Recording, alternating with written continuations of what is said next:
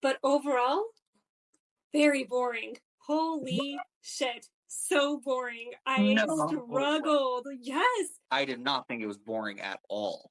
At all? No. At all. No. I wanted it to be longer. I was like,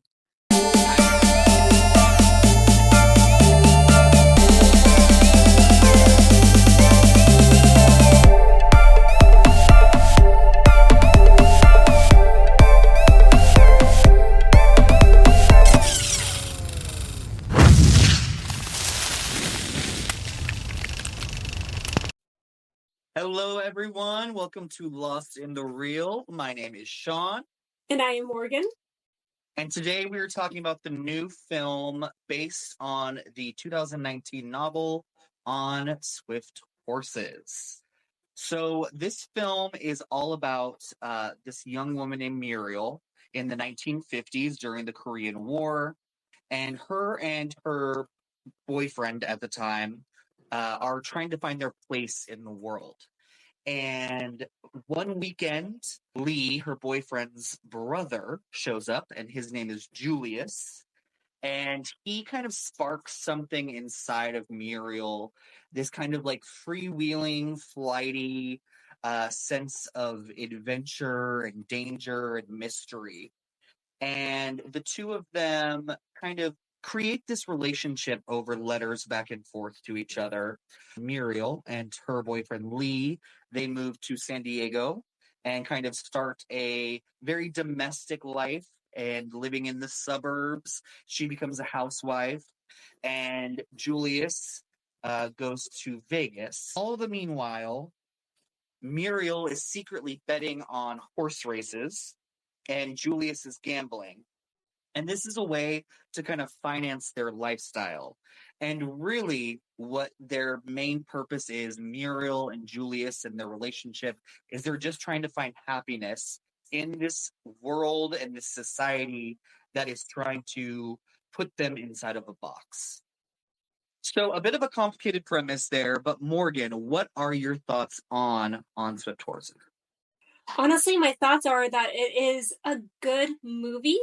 Good directing, fantastic acting, actually. The actors were wonderful. But overall, very boring. Holy shit. So boring. I struggled. Yes. You struggled? I struggled. Besides the gayness, which I was like, oh. She was always so gay, wasn't she, John? Here for. I was. It was just good. Nothing impressive about it. Nothing that I thought would break barriers in queer media. I don't know. Okay. I mean, that's fair, your assignment that it's not really breaking any barriers. I definitely agree with you there. I've definitely seen movies kind of break barriers in different ways, in a much more powerful way. But as a movie, I did not think it was boring at all. At all? No. At all? No. And even like, so I'll just go into what I thought of the movie. I wanted it to be longer. I was like, don't you understand? This man is crazy. I literally was transported. That's what I really felt like. I was really transported into the 50s, and like the cinematography was beautiful. The acting was so good. These characters were so interesting, and what they were kind of like what their end goal was, and seeing them try to navigate society in this kind of secret way was so intriguing to me. My biggest complaint of this film, and it's a huge complaint, so it does bring it like down a lot of notches for me, is I felt like the idea, everything was there, and it was so good, and I was enraptured by the film, to be completely honest. But I thought that the character development was lacking so badly. How so? So I just felt, and that's why I wanted it to be longer, because I felt like there were so many moments where I was really like searching to get to know these people more. Like even Muriel, even Julius, like we spend a lot of time with them, but I never felt like I knew them as people. I just kind of understood what their plight was. Like that they're trying to get past these boundaries that society has created for them, and I love that plight, and I was intrigued by it. But I was like, who are these people? Like, do I like them? Do I hate them? Because like I felt bad for Lee a lot of the time because of what Muriel was doing and how she kind of was going behind his back at all times, um and how his brother kind of treated him like shit. So I felt bad for Lee. So I'm like, we're watching these people, and I'm intrigued by them, but I don't care about them. Yes, that was my whole complaint. Yeah. Or I just remember thinking, like, I see what these characters are, I see what they're going through, but there's no depth here, and I'm not feeling more emotionally tied to them because it's just like, yes, we see these stereotypical like housewife, the army brat or military brat who's been discharged, and we just see these characters in like the classic like 50s husband. I get a job, I support my wife, blah blah blah. We had to buy a house in the suburbs. Like I saw it all with a spice of the queer curiosity, making it a little bit more interesting, and Muriel and Julius finding that. But overall, like, I felt nothing. I feel nothing Really towards these characters, even despite the acting. There's no pull towards them. And I wanted that. And I kind of blame the writing for this. And I think that, like, sadly, I remember struggling to finish the movie. And I was just like, I've read better fanfic with more complex characters. Like, I really have. Like, and yeah, that is my struggle with the movie, because and you brought up a good point. You're like, everything's good. Like, everything's good. The acting is great. I think the directing is great too. Like, directing's great. Kind of like this sweeping, romantic, old school kind of epic movie, but like with modern sensibilities.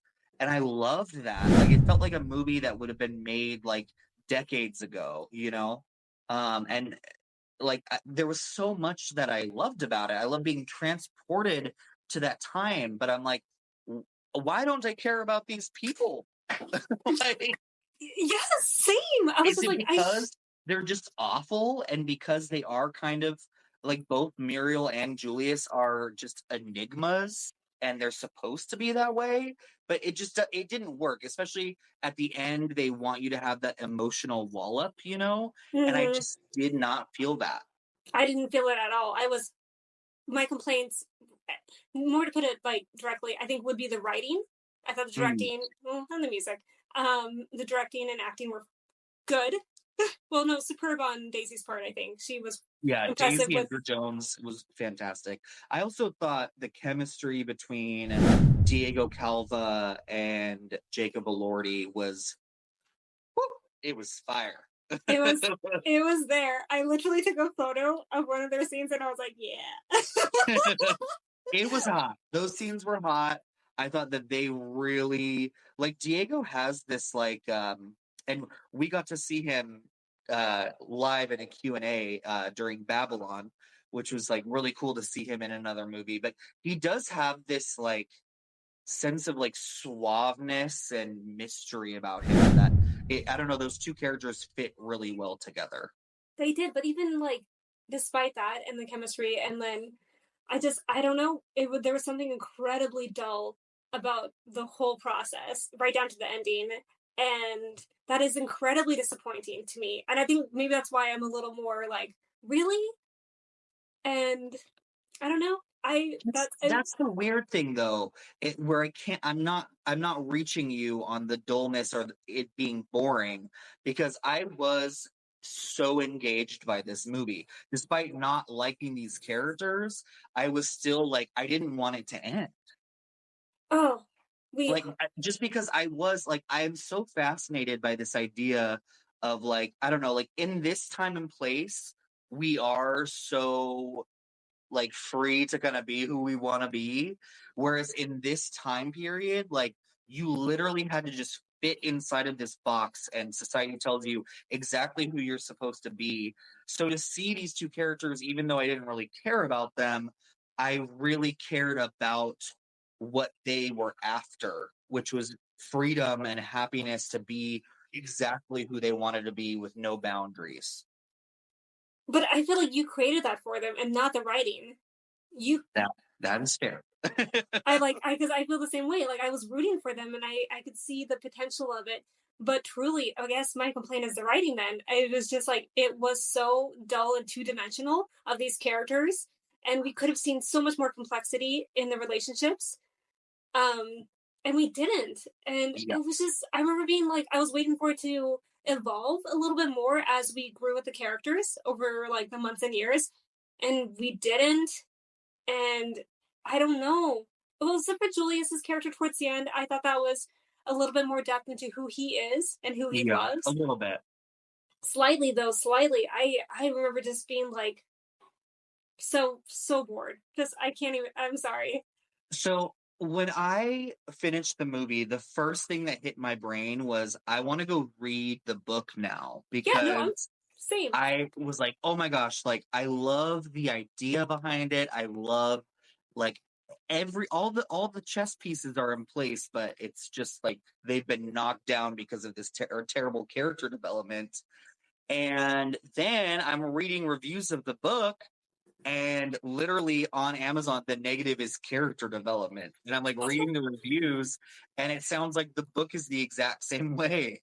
That like people felt like the characters weren't like involving enough. No, I am telling you, I have literally read better fanfic. It's fan fiction.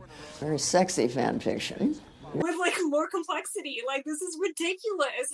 In a movie with these great actors and solid directing, there should be more. What the fuck? It does feel, for such big ideas, it does feel a little empty. Mm-hmm. Okay, Sean, so what do you rate On Swift Horses? This is a hard one because before sitting down and talking with you about it, I think I had it a lot higher in esteem.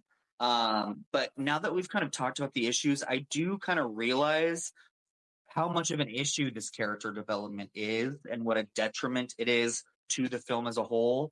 So I'm going to definitely go down on my rating than what I originally had. I'm going to go with a 3.25 out of 5. And I think that this is a great film. No, sorry.